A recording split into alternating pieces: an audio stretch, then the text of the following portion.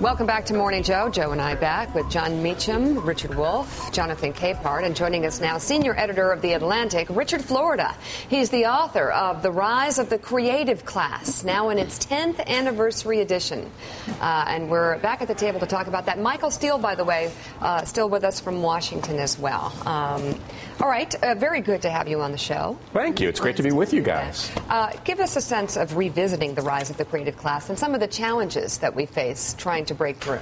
Well, it's been a great 10-year run, not just for Rise of the Creative Class, but for cities. You know, when I wrote the book, it was seen as quite controversial that young people or gay people or artistic people would be key to rebuilding cities, and people argued a lot about that. But over the past decade, cities are back. 50% of the world's population now lives in cities, and increasingly, economists know, and even economists know and policymakers know, that if we want to grow the economy, we have to invest in skills, we have to invest in technology, we have to invest in our cities. So, and mayors all over the country are getting it too. You went right to cities. Let's go to the top creative U.S. cities, starting at number 1, Boulder, Colorado. Well, it's interesting. You know, natural resource towns have done well in the crisis, but college towns have just been kicking it, you know, and not just Boulder. Is that a technical sociological term? You look at the top towns. John, it's San Francisco, it's Seattle, it's Boston, but the Boulders, the Corvallis, a place like Gainesville, and what was very positive for me. My wife is from Detroit. We just did a video series on rebuilding Detroit. To see Ann Arbor come in tied for 4th as one of the nation's most creative cities shows that it is possible to rebuild our Rust Belt, and I think that's good news. Very nice. Go ahead, John. So what goes into, making Boulder number 1, San Francisco number 2? As it's still a diehard New Yorker, I'm surprised that New York isn't on there, because New Yorkers think they're the most creative people in the world. New York does great on our indexes, and it's obviously it is the greatest global city in the world, and the mayor here.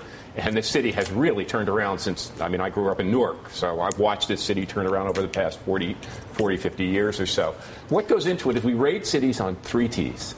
Technology, are you a technology leader? Do you have a great research university, great tech companies? Talent, do you have the skills, the capability, the human capital? And then the third one, which sometimes gets controversial, are you a tolerant place that's open to everyone? Where women and men, gay and straight, all ethnicities and nationalities. And one of the things that's been a big topic you guys discuss is we need to keep this country open to immigration.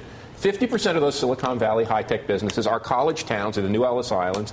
50% of those Silicon Valley businesses were started by a foreign-born person. So that's what really powers economic growth. So it's 3 T's: technology, talent, tolerance. I want to get to the cities abroad, but first, Joe, jump in. I think I know what you're going to say. Well, yeah, of course. You know what I'm going to say. Where's Tuscaloosa, Alabama? Exactly. But most importantly, I don't see Pensacola. I don't see Fort Walton. I don't see Panama City Where's Beach. McLean? None of the redneck Riviera. Well, McLean. I mean, come on. Seriously. looks like a town where a bunch of hippies hang out and smoke pot or something. You sound like the way Colbert grilled me one day. It's great to see you, Joe. And you know that I visited Pensacola a number of times and work with them on making their city and help with that institute and everything they're doing down there. Right. And they're doing good. Florida's doing better, but Florida has openness. It has visitors. I spend the winter in Miami, but it's got to invest a little bit more in that technology. It's got to bring bigger skills. Mm-hmm. And as for Alabama, Huntsville does terrifically. It may not be Tuscaloosa, but I'll tell you, Huntsville is really a place hidden off the agenda that is doing terrifically around technology and research and growing its economy. And, Mika, college towns also have a chance to really explode over the next 10, 20, 30 years if we finally crack the code on an alternative energy source that's cheap enough and economical enough that we can produce it on scale and run the economy. You will see smaller college towns, just like Richard's talking about, absolutely explode. Instead of some oil patches in Texas or Saudi Arabia or some natural gas fields in Pennsylvania, you will actually have smaller college towns across America. Research with the patents, with the money flooding in from all across the world. Don't disagree. Michael Steele wants to jump into the conversation. Michael. I do, Richard. I found this work very interesting, and my question, really goes to do you see this whole idea of being creative as elitist? And even from Great that, question. how about gentrification?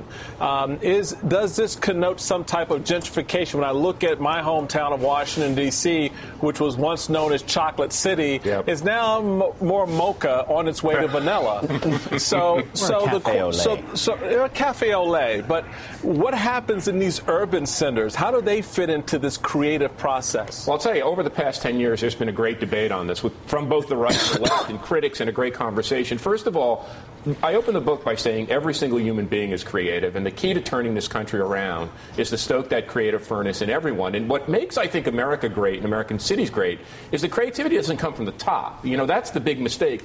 The smartest kids I ever met were the kids back home in Newark, New Jersey, and North Arlington, New Jersey. They were smarter than the kids that I went to school with at MIT or Columbia or I teach at university. So America's been very good at pumping this up from the bottom. But the gentrification debate is a serious one.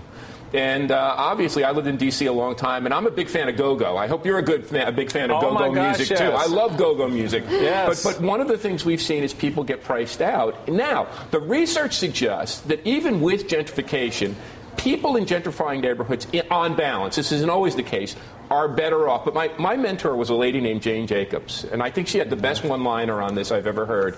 She said, when a place gets boring, even the rich people leave. So when a place gets too homogeneous and too boring and that artistic and creative vibe gets soaked out, it starts to go in a cycle of decline. I want to get to the cities abroad, but first, Richard Wolff. Yeah, our national politics, whether it's for cultural reasons or electoral strategy, still seems to value small towns, rural America. That's what the iconography of campaigning is like.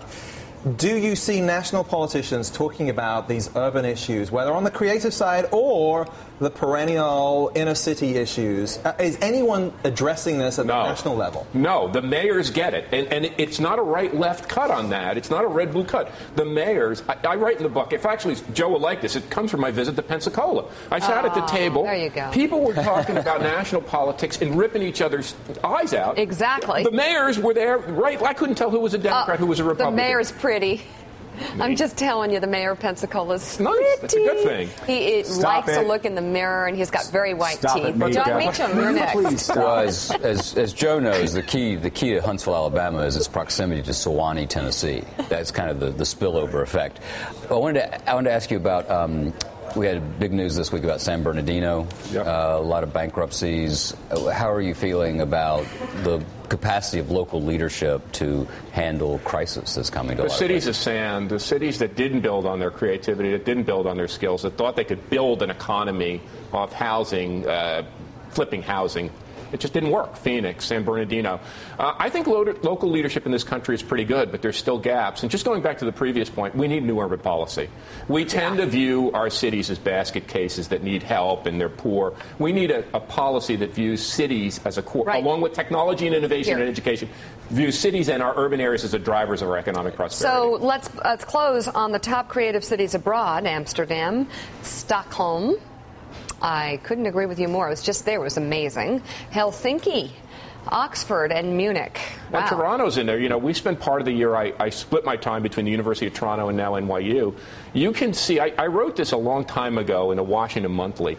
The U.S. big competition isn't necessarily coming from China and India. It is. That's for lower wage. The big competition for talent is coming from cities like London. Mayor Bloomberg realizes this, and he's made this city better. But the Torontos, the Sydneys, the places in Northern Europe that are growing their creative economy, that are wealthier. And, one is Calgary. You talk about a place that's done oil and natural resources with education and skills. Calgary is now the richest community in North America. The book is The Rise of the Creative Class, the 10-year anniversary edition. Richard Florida, thank you so much.